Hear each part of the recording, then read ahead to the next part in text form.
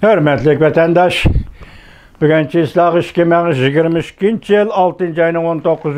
günü enlikli vəziyyət və mühakimə. Sizlərə sözləb kelivatımız vəziyyət və mühakiməni. Bunun istədiyinin bir kızıqıdığan bir noktam var. Xəbərlər, leksiyalar, xəbərlər şu məzmun, şu fikirdə, yakabımızı özgüçü məzmun, özgüçü fikirdə təkrarlanıb durdu vətəndaş. Bu yerdə mənim deginim, mən qızıqıdığan mühim nokta deginim vakit meselesi. Vakitqa köp itibar verməyəcəm ki, siz qanday qarayısınız bunu bilməyəm, qarab durun. Hazır Linda Benson, Amerika Qoşmuş Ştatlarının Birləşmiş Dövlətlər Təşkilatı daimi turuşluq. Linda emas, Linda Benson emas, Linda Thomas Gemfred. Xanım, bu qatim Birləşmiş Dövlətlər Təşkilatının 52. növbətlik yığınında Uyğuristan yoki Şinjan to'g'risida kishilik huquq to'g'risida tayyorlangan dokladni bütün dunyoga e'lon qilasan debdi. Bu vaqt qachon? 6. ayning 15.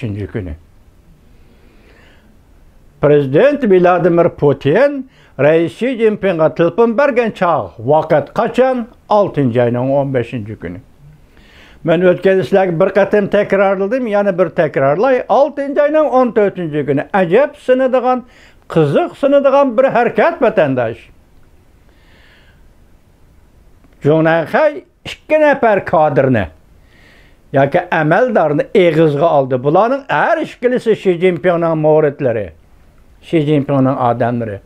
Bunun birisi Liu Qing degeni bu. Rusya paras yoki Rusya ishlariga mas'ul diplomat Tashqi ishlar ministerligida. Buni radio televiziya idorasiga 2 qatim yo'tkab, 2 qatim qaytirib kelgan voqea. Ikkinchisi Qin Chuango.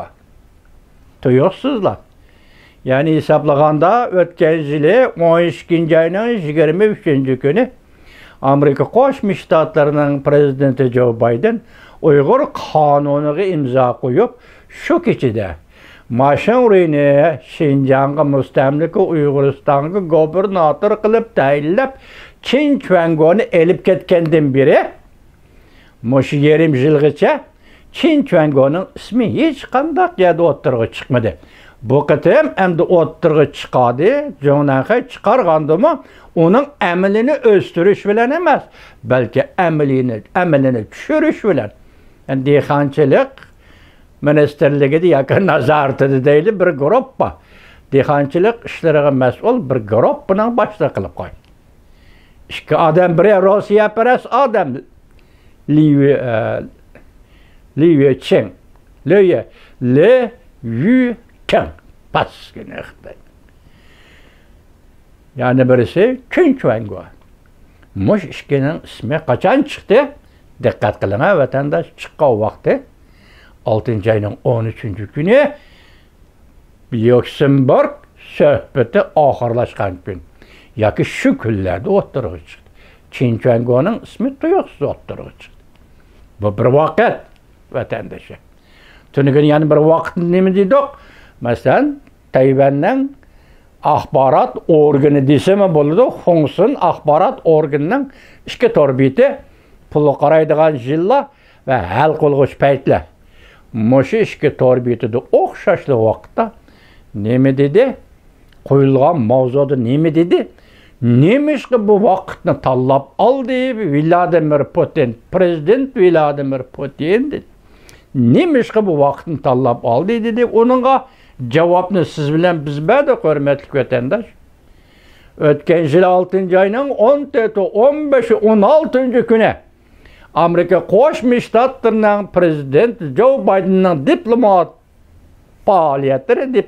faoliyatlari shu vaqtki Rossiyaning ham hozirgi prezidenti Vladimir Putin bilan bo'layotgan chaqlar.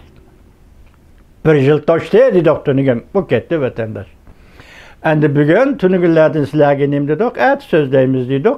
Mana bugun va xabar kelibdi. Mana hozir Johnsonchi nima dedi? Johnsonchi keskinlik bilan o'ttiribdi. Meni demoqchi bo'lganim, mayli Rossiya Federatsiyasining prezidenti Vladimir Putinning telefon berish chog'i vaqti Meyli Amerika Qo'shma Shtatlari Aqsaray davlat ishlari bexatarligi bo'yicha prezident Joe Bidenning maslahatchisi Jack Sullivan 13-kuni Lyuksemburgda Yang Jiechi bilan suhbat o'tkazgan bo'lsin, har ikkilisi cho'ng davlatning davlat rahbarlari dal mushundaq vaqtda masalan Rais Xi Jinpingga mushundaq vaqtni tanlab oldi degan so'z buning diplomatiya sohasidagi ma'nosining nima ekanligini, uning natijasining nima ekanligini asosda ko'ramiz vatandaşlar, bunu asosda ko'ramiz, ko'ryapmiz.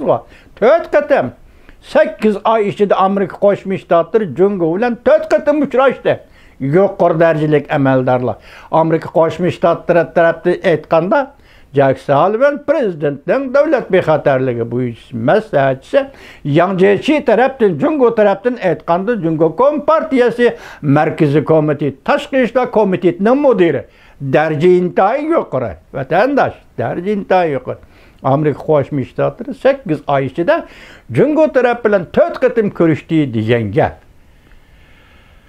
Besim cuma vatandaş, şiddet besim cuma bu. Yaman ters gap.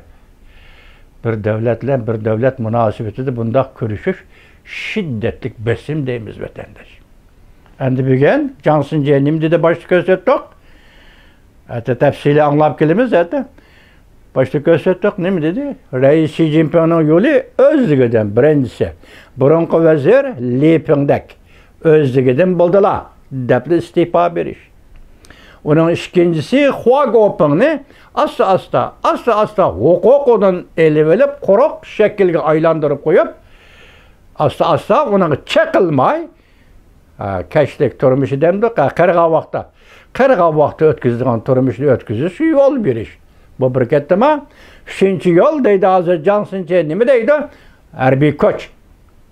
Yaki zo'ravonlik bilan ayni chog'da Mao Zedongning qo'l ostidagi 4 kishilik guruh, Jiang Mao Zedongning ayoli boshchiligidagi 4 kishilik guruhni qo'lga olganda qo'l qilishakdi. Buning uchun Rais Xi Jinping nima qilish kerak? Buni bilmaymiz vatandaşlar. Nima tasodiflik yuz berdi? Buning da xabarimiz yo'q. Shunga diqqat qiling. Bu qatimki chaqirilgan siyosiy byuroning yig'inida 18 nafar kishi aslilik kandidat a'zolarni qo'shganda jamiy 25 nafar. Daimiy hay'at 7 nafar. Ana shundoq muhim yig'inlar uchun, ya'ni 18 nafar bir qatlam bor ekan, men hozir bundan to'liq xabarim yo'q. Shu 18 odamning ichida a'zoning ichida siyosiy byuro a'zoning ichida 7 nafar kishi qatnashmoqda.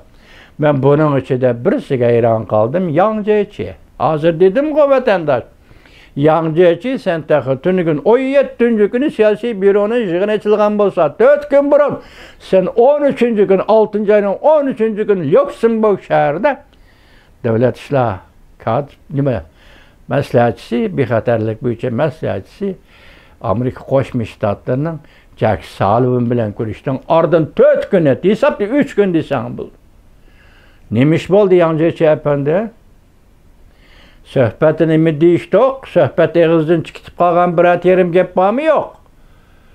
Yaki Amerika Qo'shma Shtatlarining diplomatiyalik faoliyatiga layig'ida cevap berelmiding dedimi yok? Yaki sen hata cevap beripsen diplomatiya sohasida deyildimi yok Yang Jiechi? Nemişki yig'inga qatnashmaydigan bo'lib qoldilar Yang Jiechi efendi. Siyosiy byuroning yig'ini ya bu. Endi bu odamlarning hammasi yana o'xshashi Xi Jinpingning o'zining odamlari dedi. Bu hammadan qiziqarli bir taraf bo'ldi vatandosh. Xi Jinpingning o'zining odamlari Xi Jinping chaqirgan yig'in qatnashmaydi dedi. Buning ma'nosi nima? Bu yani siz dikkat qiladigan, biz dikkat qiladigan bir nuqta nima? 2 nafar Markaziy Harbiy ishlar komitetining raisi, muavin raisi 2 nafar. Bu kishilar shu Xiliang deydi ekan birisini joyini birini jiya deya hozir o'qidik deydi ekan birisini har ikkilisi Harbiy ishlar komitetining muavin raisi. Bularmi bu qatam siyosiy byuroning yig'inga qatnashmoqda. Endi keleyli, bu şundaq vaziyet, iqtisad u yoq turdi, xalqaro vaziyet bu yoq turdi, Ukraina vaziyeti bu yoq turdi deyli. Gap qilishga tegishli vaziyetlar. Bu to'g'ri gap qilmay, yana xiyonatchilikka qarshi chiriklishga qarshi bu tarzı o'xshamagan yerimi yoki o'xshagan yerimi, masalan, Jungoda siyosiy düşmanlarını, raqiblarini bartaraf qilishning usuli siyosiy jinoyatni ijtimoiy jinoyat bilan bartaraf qilish. Siyosiy gunohni ijtimoiy gunoh bilan yuvib tashlash yoki bartaraf qilish. Bu Jungolikning odati. Çünkü Kompartiyasının adeti. Bu da xiyonatchilik, chiriklishni ko'tarib chiqqanda Reis Xi Jinping o'zining siyosiy dushmanlariga qo'l salamdi mush kunda. Biroq bugun Jiang Xinjiang ma bergan signali, katta signal elib o'tish. O'zligidan istifa berish. Agar xalqaro vaziyat qistab kelib, hech qanday chora topolmaganda o'zining obrazini saqlab qolishning birdan bir yo'li istifa berish. Reis Xi Jinping üçün aytganda o'ziniz obrazini saqlab qolishdan birdan bir yo'li istifa berish.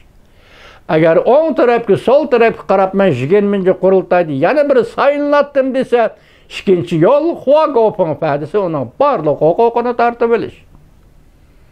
Agar uningga bo'lmaydigan bo'lsa, 3-chi yo'l 4 kishilik guruhni qo'lga olganda qo'l qilib bir taraf qilish. Jiang Xinjiang shundaq deydi Juma obzorchi. Bundaq vaqtda masalan armiyaning gepi to'g'risi Jiang Xinjiang shundaq dedi.